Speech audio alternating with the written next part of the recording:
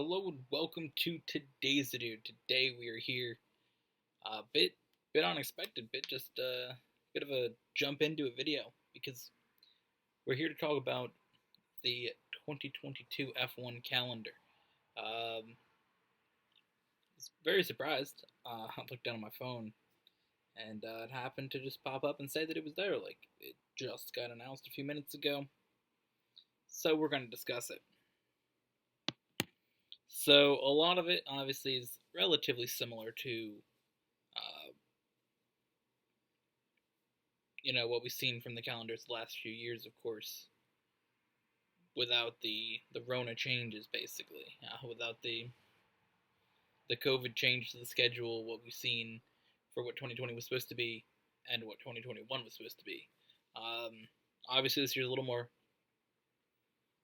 close to what it was supposed to be than 2020 was, but yeah, we see something similar to that, starting with Bahrain.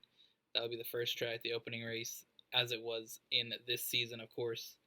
We already kind of knew that they were doing testing in Spain and Bahrain for the cars, so it made sense to then see a race take place in Bahrain, like it did this year. They did testing and then racing.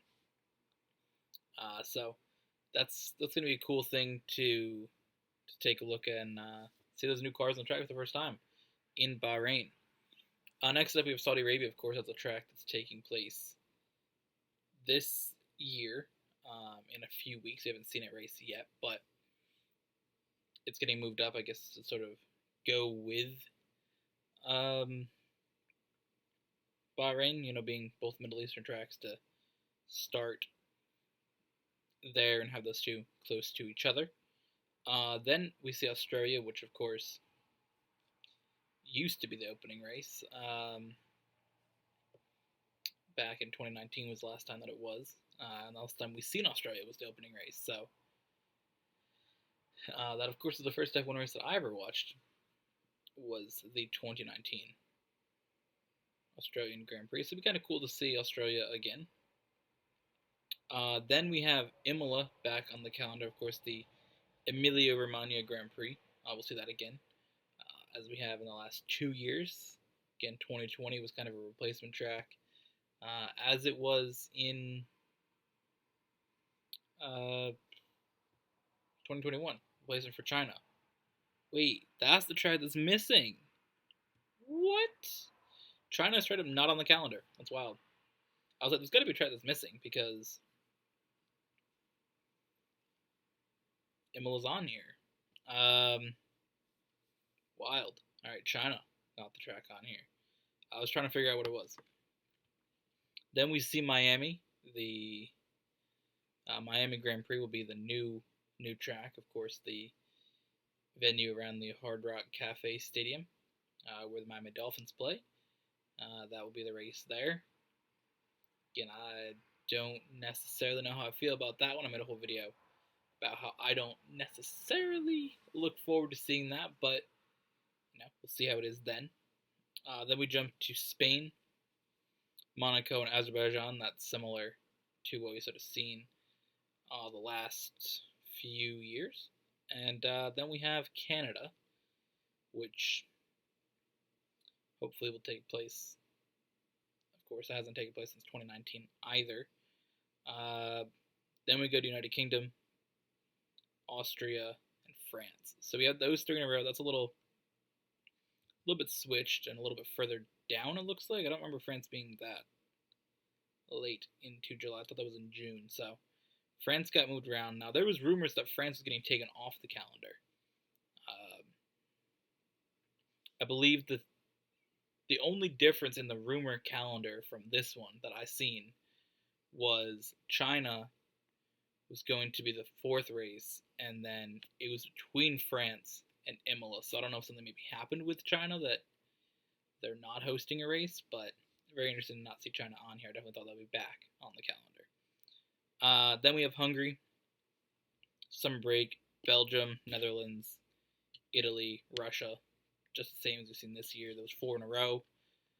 Then Singapore should make a return. Singapore we haven't seen since 2019.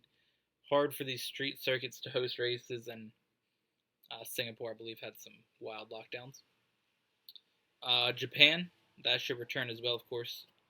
That should have been the race that we seen a few days ago, but of course it was the Turkish Grand Prix in replacement for Japan. Then we go to America, U.S. Grand Prix in Austin, so second race in America. Then there's Mexico, Brazil, and Abu Dhabi. So nothing really too surprising here. I think the thing that's the most surprising to me is China not being on it. Of course, 23 races set to be the biggest, longest season in F1 history. Should be kind of cool. I like, the more races we can have, the better. The Austria, France, Hungary looks like that's like a whole month of racing. It's July 3rd, July 10th, July 24th, July 31st.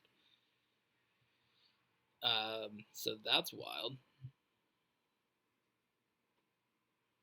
Any other big gaps? I don't really see any of the big ones, but that's a big chunk. 4 races in July. Woo, man. Team's gonna have fun with that. Team's gonna have fun with that. Now this calendar ends November 20th, so that's a little bit earlier than it's been.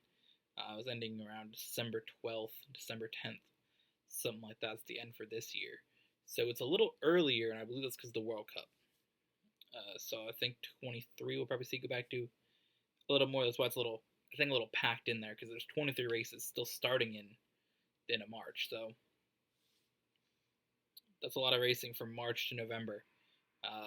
23 races in there. It's gonna be awesome.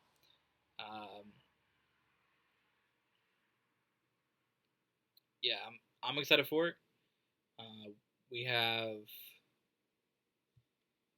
Qatar coming in 2023, so that is the one track that is announced. It's not on this calendar because it's happening in 2021 and then 2023. So that contract comes out because Qatar is hosting the World Cup. So that will fit in here some way in 2023. But I think overall it's a pretty interesting calendar. Again, I'm just surprised that China's not on it. Honestly, that for me is a surprise, and I don't know why. I'd be interested to sort of find out what happened with that caused China not to be in it.